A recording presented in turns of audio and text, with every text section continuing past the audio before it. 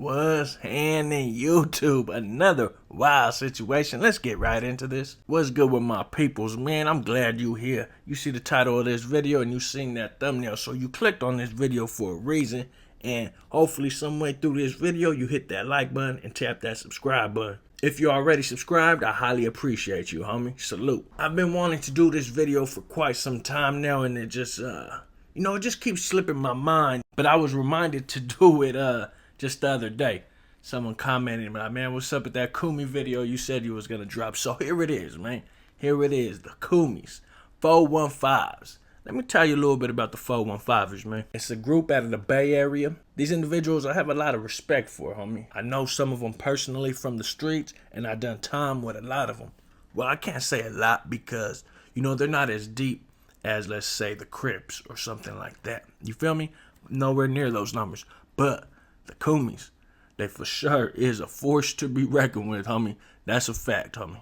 Anyone that's done time with the brothers from the 415s, the Kumis don't play, bro. And like I said, I done time with them, and I built a great line of communication with these dudes, especially in high desert, C and Ayor. Now, the Kumis, bro, the way they're get down, they're real militant, homie. They're real structured. And I think that's why I gravitated towards the Kumis more than any other of the black factions. I had a good line of communication, a good rapport with everyone. But the Kumis, those were my dogs, homie. Like, for real. And I met Kumis from Berkeley, of course, the town, and just all throughout the Bay Area in different little cities. In the Penn, high desert, bro, these dudes programmed like us. They were up early in the morning before everybody else, suited and booted. They came out as soon as that door popped, they was there, right there, suited and booted. You can tell when certain individuals, don't matter what race it is, aren't suited and booted. Because when that door pops, click, click, and it goes sliding open a little bit. The ones that are suited and booted, homie, are the ones that are at their door already. As soon as it cracks open, they're right there. The ones that have been sleeping, the ones that ain't got their shoes on, the ones that ain't programming, they're barely getting up. You could tell they got the crust in their eyes still. They're yawning. They're trying to hurry up and put their boots on and trying to hurry up and grab their jacket. It's cold outside. We're going to yard. Not the Kumis, though, homie. The Kumis, like I said, the Northerners, they program similar to us. The Kumis program similar to the Northerners, bro. And, we respected that. And we gravitated towards that. And we built a bond. Well, at least I did. Let me tell you a little bit about their get down. Very professional. You will never hear them airing their dirty laundry out on the yard. And let's just be honest, bro. Sometimes even the white boys, you'll hear them bitching and complaining to each other about in-house stuff, right? Things they shouldn't be yelling to each other about all on Front Street. It's unprofessional, homie. You deal with your own people in-house. Like I said, homie, the Kumis, they programmed like the Northerners, They were very militant, professional. They had a program, they had a get down. A lot of them were Muslims, but don't get that twisted, homie. They bangered up, too. Bangered up. When I mean bangered up, they bangered up. Keeping posts for each other. Working out. They ain't going for no BS from nobody. And like I said, we respected their get down, homie, because they were structured up. They had order. Whenever there was an issue with someone from the Bay, we went and got at the Kumis. And the Kumis took care of it right away. If there was an issue with one of our people, the Kumis came to us. And we took care of it. We had that great line of communication. Now, some of these other groups, some of these other factions, it took some time and it might have been a headache. I'll give you an example. There was an individual, I believe I know he was a Crip, but I don't know from what set, homie. I don't want to say the wrong set and put that jacket out there or label out there or somebody, but I will say he was a Crip and he had bad paperwork, bro. I guess when he caught his case, he was like 18, 19, going on 20, something like that, somewhere around that field, right? And the female was 16. He was at a party. And, I guess, allegedly, about 5 of his homies, they ran the choo-choo at this party. According to this dude, I guess, she was reeling, but once the girl, I guess she was blacked out. I don't, I didn't read the paperwork, homie. This is what was told to me by the Kumis, homie, by my brothers. You feel me? Because, like I said, we had that line of communication. And the reason why they were telling me this is because the Crips didn't want to remove that dude. He had bad paperwork, homie. The girl was 16, he was 19. They ran a choo-choo on her. She was blacked out drunk. They didn't want to get rid of them because I guess they were from the same hood and they knew, I guess, the case personally, and they were like, nah, we ain't gonna do it, but if any other Crips want to do it, then they could handle it. But them from that specific hood, that's because that's their hood homie, they weren't gonna be the one to remove him off the yard or push the issue. But they were like, if any other Crips want to do that, then they can go ahead and do it. But the other Crips were like, nah, he's from your hood, he's from your set, y'all gotta take care of that. So there was like this back and forth between the Crips. The Crips from his hood didn't want to take care of it because that was their hood partner and they didn't believe the charges or whatever the case, whatever excuse they gave him. And the other Crips were like, nah, he's from your set, homie. Y'all got to take care of that. So practically at the end of the day, none of the Crips want to do it. And you know, we ain't going for that, homie. We ain't going to live amongst trash no matter which race it is.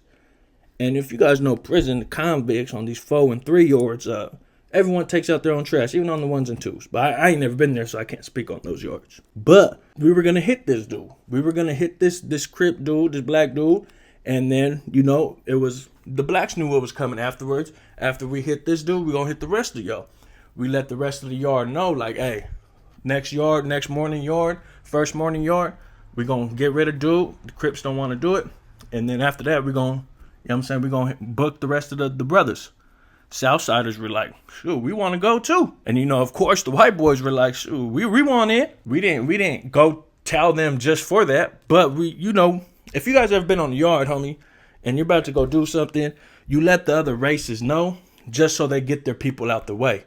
So, you know what I'm saying, none of their people get involved by accident. That's why you let the other races know. The ones that been to the pen, you guys know what I'm talking about. So when this was going down, we ended up sending kites back and forth to the Kumis. The Kumi said they would take care of it.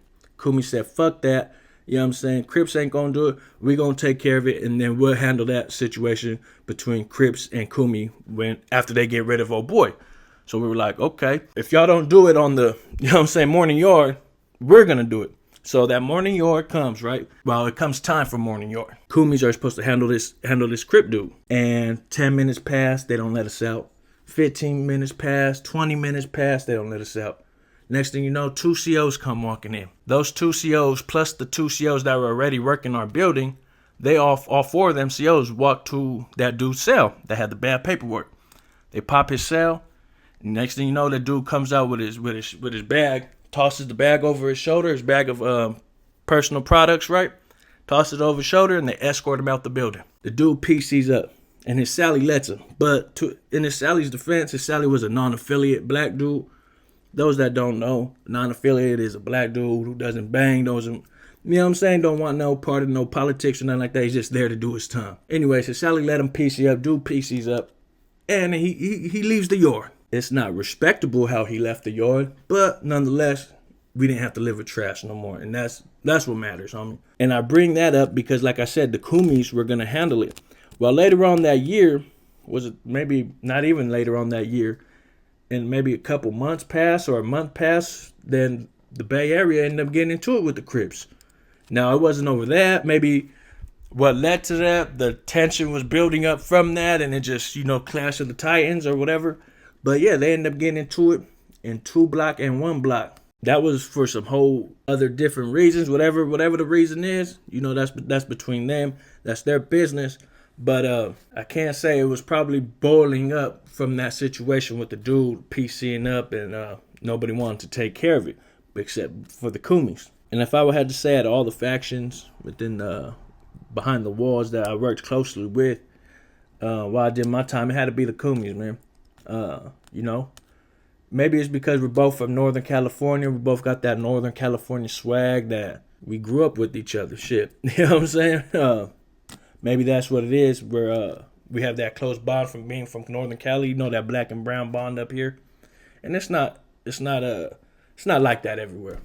Let's be honest. You know, that black and brown bond, but for the most part, overall, in most cases, you know, it's cordial. Don't get me wrong, though. I've done time with a lot of good Crips, a lot of good Bloods. You know what I'm saying? Solid individuals from, you feel me, Crips from NC, Crips from down south, Bloods from both North and South, Southern California. Real solid dudes, but I just gravitated more to the Kumis, man. You know what I'm saying? So maybe it might just be a Northern Cali thing. I don't know, man.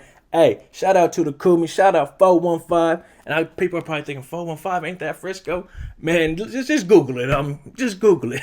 You know what I'm saying? I ain't gonna say too much without saying too little. You know what it is, man. Shout out to the Kumis. It's the kid, and I'm gone.